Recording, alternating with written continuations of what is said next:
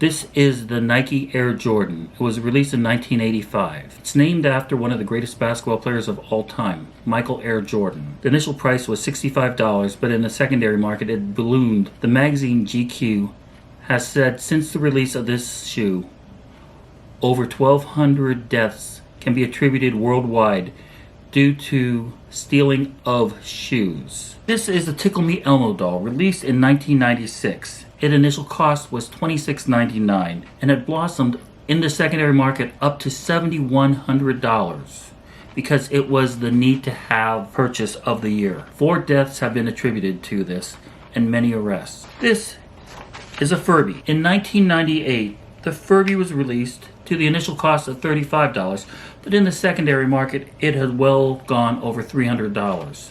There's only been one connected murder, but many arrests due to fights for people wanting it so badly. It's okay to want something if it's a fad and it makes you feel good, but then again, is it really worth it? The newest fad, Popeye's chicken. Now Popeye makes really good chicken, but this sandwich has so far had 1 alleged death and many arrests daily, up to the point where Popeye locations and franchises are sometimes out of the sandwich by midday, and thus causing major backups and major fights in the parking lot.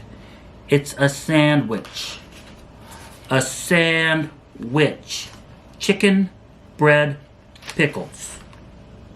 Get over it. Roll to the credits. I mean, if it's McRib, that's one thing, but it's just a... Oh, you didn't stop rolling? We've come a long way. I'm not afraid any longer.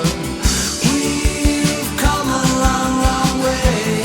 Our love is getting stronger. We've come a long way.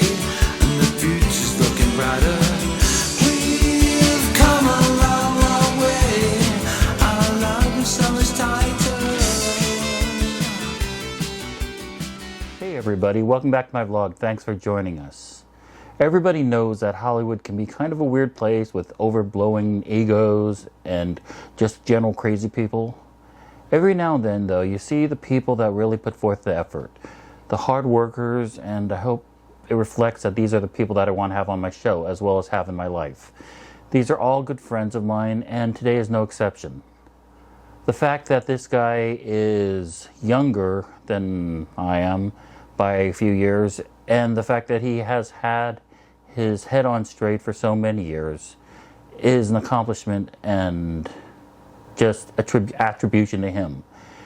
He is an actor. He's a very nice guy named Aaron Stahl.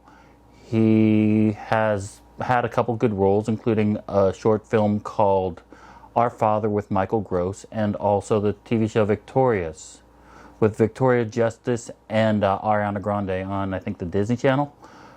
But I don't want to give too much away from you, so here is the first part of my conversation with Aaron. A lot of young actors come into Hollywood thinking that they know all the answers, thinking that there are not going to be any problems, and sadly they're the ones that get the most hurt. Some actors are actually very well prepared when they're traveling great distances to think that Hollywood is not just an end-all, be-all location that's going to help them. It's just a stepping stone to help create a stronger career. And this is one of the more responsible ones I've ever met.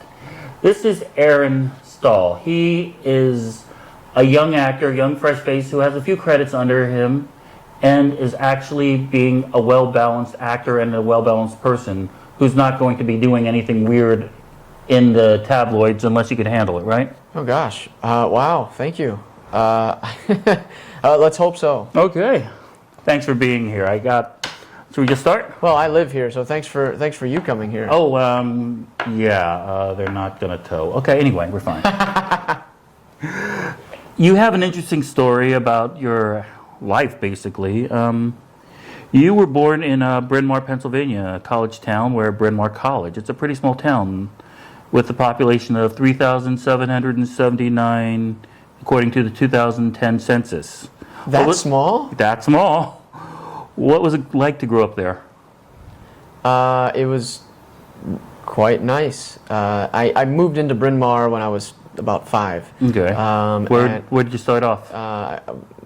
Born in Wynwood, and I lived in Pennsylvania. Pennsylvania, Okay. yeah, and, like another neighboring town, and then I moved there when I was 5. My dad is a dentist, and I guess he did well enough for us. We lived, I guess, fairly well. I think I had a pretty good childhood. Any idea why he chose to go to a college town? I never really thought of. There's a lot of colleges there. There's a lot of colleges there. To me, it doesn't come across as being like a college town. Really? At least growing up, I never felt like it was. Maybe because all the colleges were like on the other side of the town. Maybe. Okay. It's a part of the main line, as they call it. I guess that's the strip of neighboring towns in the suburbs of Philadelphia, which is like maybe the wealthier area of the greater Philadelphia area. That's kind of what I think of it as. Oh. You were the oldest of 3 children. Oldest of 3. Brother and sister? Yes. Yep. What were their names? How old and their ages approximately? Zach is 2 years younger than I am, and Leah is 2 years younger than he is, and I am turning 32 next month. So there's some math there, but. Were you a responsible older brother? Yes. Zach and Leah, feel free to email me, just so I know. I feel like they'd probably say so. I was definitely parented the most, I would say. Okay. You know, my curfew was the same curfew that the siblings had. So when they were young, by the time they got to be my age, the curfew was later on. Before dawn. Yes. Yeah. Okay. Basically. Yeah. So you broke your parents down, essentially. Well, I think it just got they put it all, and then it slowly, trickled down, and whatever was remaining got to them. When did you develop your interest in acting? Ever since I came out of the womb, I've just been screaming for attention. Well, when you're in the womb, normally no one can hear you as much, so maybe it was before then. I held the applause. I guess I don't know. You think there was applause? Yes. That's an image I did. Hold on, getting the image out. Yeah. And scene. Okay, go on. Yes. Yeah, you You come know, out of the so womb and here's- scene. Yes. and yes. scene. I found theater being very encouraging and communal and accepting. But like I could say someone else's words, and people actually understood what I had to say, and could listen, and wanted to, and that was a great feeling for me. But I was definitely too much into my own thoughts and feelings at that point, for sure. Well, I think really that's know. something that you grow into and then you mature, not necessarily growing out of, but just learning different ways of using it for your best resources. Good, well said. Okay. You attended Radnor High School in Radnor Radnor Township, Pennsylvania. Radnor High School was ranked in the U.S. News and World Reports as the 6th best school in the U.S. 6th best high school in the U.S. What was the tough education of Radnor High School like? To me, there were some very, very intelligent people there, and in terms of who I went to school with, and that for me was the toughest part. I think getting over whatever imposter syndrome that I had, or whatever feelings of Insecurity overall, essentially. Yes, thank Okay. you. Yeah, I don't know about that word either. There we are. Yeah. Yes. But there were some definitely there were high standards set for everybody, and that didn't just include what was on paper. That it included how we behaved with each other and the extracurriculars that we all did, or helping one another and what was your grades like? About B's, Okay. maybe a little bit more, a little bit less, depending on what it was. Gym was always an A for me. That was easy. I enjoyed to do the physical activity. Don't pat yourself on the back that much. It's gym. It's gym. Yeah.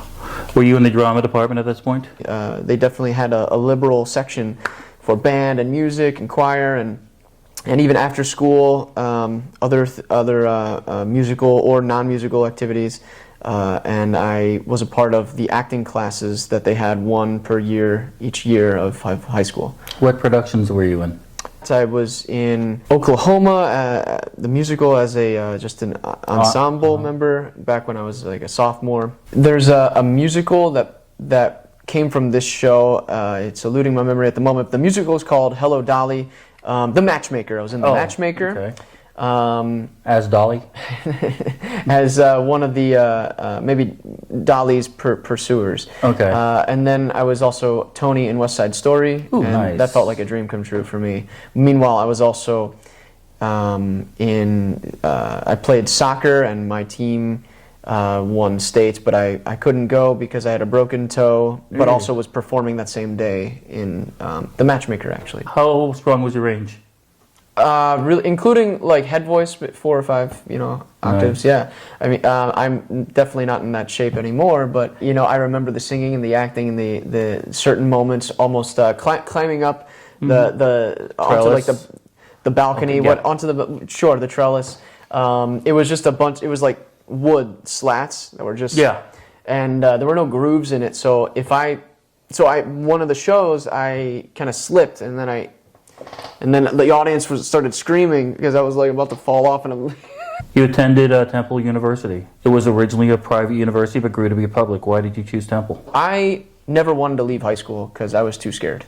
Okay. I was too overwhelmed with the choices of schools, where to go, what would be the right decision. You wanted to stay the big fish in the little pool. That for sure. Okay. That for sure. So I went to a smaller school, a state school called Bloomsburg University for a year. I learned so much about myself. It was too small of a pond, and I made some enemies, I guess you could say. Yeah. So I left after a year with some good experience, and I went to Temple, wanting to see what it's like to swim in a bigger pond. 40,000, 50,000 students internationally through the remote satellite schools, and 25,000 on campus. What was their drama department like? Firstly, it was much bigger. There was a lot more people to learn from, to idolize or study with, or get to work with. Being able to live on and off campus, moving around the city, performing in different spaces throughout the city was a really wonderful experience. In a cappella groups, because I loved to sing. I auditioned for and got to perform outside of school and in school. Had to do non-theater things as well, of course. Wasn't too great at that. Well, that would be a good time to my next question. Okay. While at Temple, you seem to have a bunch of extracurricular activities. You were a member of Phi Mu Alpha, You are super impressive. Wow. Taekwondo, Temple Roast Masters, the Robotics Club, and the Juggling Club. That's what it said. Did it say Juggling Club? The Juggling Club. I was in the Juggling Club for like 2 weeks. Same with I'm not Toastmasters. making it up. It says Look that. at how you printed these. This is super impressive. Yeah, I have a computer. I wanted to do more than I could. I took more bites, bigger bites than I could chew. But okay, let's just go over the Robotics Club. I gotta ask about that one. I built my own air conditioner because it was so hot one summer. I used a heater core from an engine. I used one of those igloos, those icebox igloos. I drilled holes in that. I used mini computer fans, a bilge pump, which is a pump from a boat, and a switch to turn it on and off. It required. It wasn't like a full-on ice machine. It didn't have any coolant. It used ice cubes. Yeah. And exactly. Recirculated the water. Yeah. So I guess I kind of had just a desire always to do something like that. Tell me about the Juggling Club. Here, juggle the cat. I was just, with someone else's help, I was starting to do like 3 hacky sacks or balls or whatever, and I was definitely not too good at it, but I thought, something new. Was a girl involved here? Or? No girl, no. Really? Yeah. Wow. Yeah. I looked, foolish or whatever, but if you say so, I'm not going to judge. It was right there in the atrium of the theater department, so anyone walking in or out would just see like some lanky, goofy kid with kind of longer hair and a backwards hat. You also developed a sense of volunteerism as you volunteered in PSPCA. When did Oh, you yeah. start an interest in animals? When I was a kid, I had a cat who was 1 year younger than me, older than my siblings. Her name was Puddles, and she lived to be 19 years old. I would just come home before them, before my siblings, and no one would be home at the time. So this is definitely the middle school years, and the cat was just there. You know, I would just personify her more than probably, you know, I should have, or maybe not. But I imagined that she was lonely. I just kind of Befriended. well, I mean, she absolutely would. She was my friend. She got me through some darker times, when I felt like I was alone. I went in and out of some depression, and having animals help me through it. They can kind of just give you love when you need it, In college, I wanted to help, so I attended a club called Promoters of Animal Welfare. And I was the only guy there, so some of that might have been because of the ladies, but also genuinely, I mean, I cared about animals, so I would bicycle a gallon of water and a 16-pound bag of cat food twice a week that was dropped off to me by just someone who was involved in rescuing and trapping, neuter, and releasing cats. Okay. I would bicycle this about a half a mile each direction to an abandoned house where a family of feral cats lived. Yeah, in and around the house, under and over, under the house, and in the house.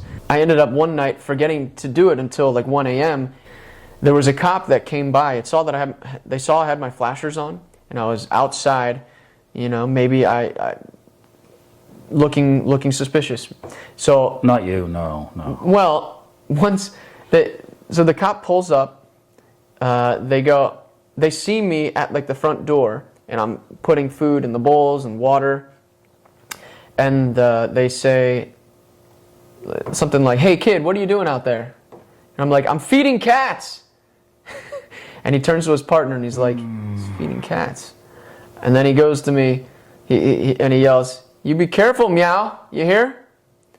And I look and I'm like, oh my God, I just got super troopered. And he looks at, and he sees me, notices, he's like, "Yep, you heard."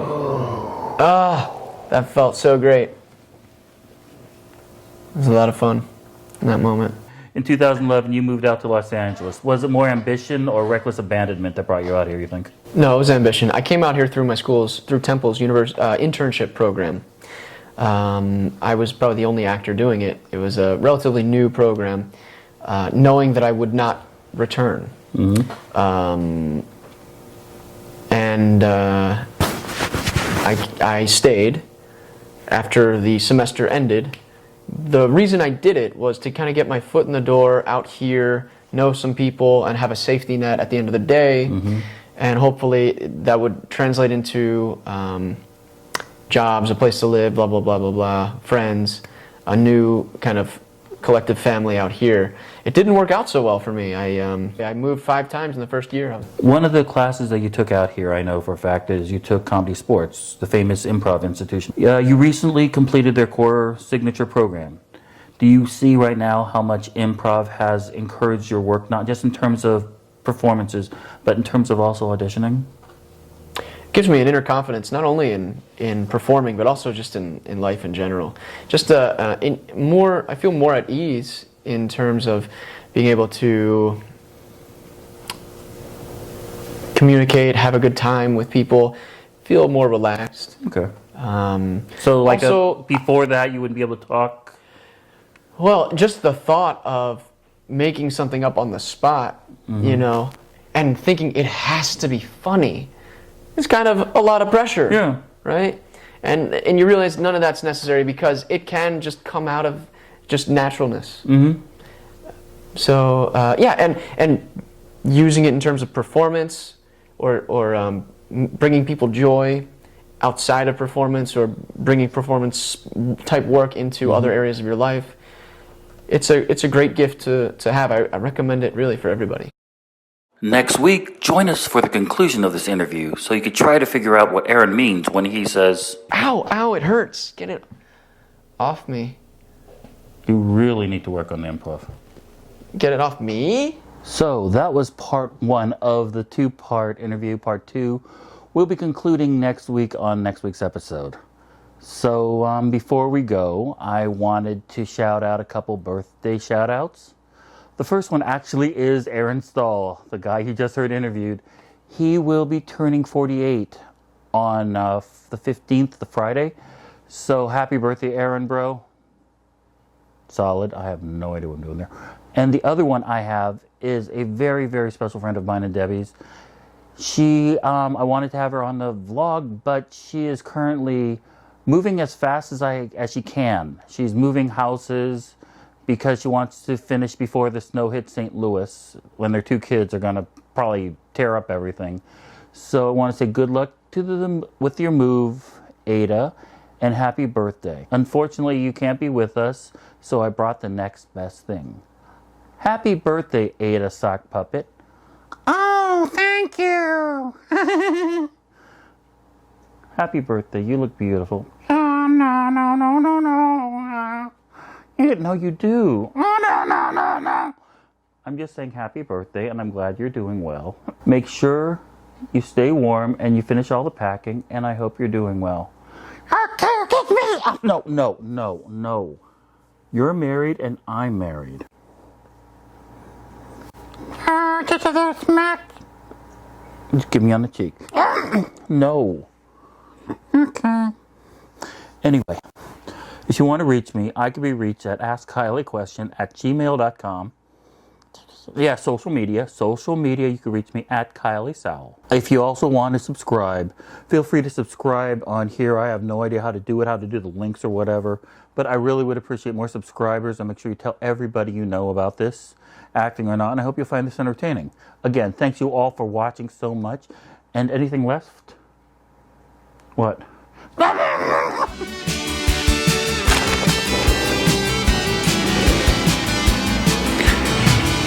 I'm from Hollywood. Up the rap.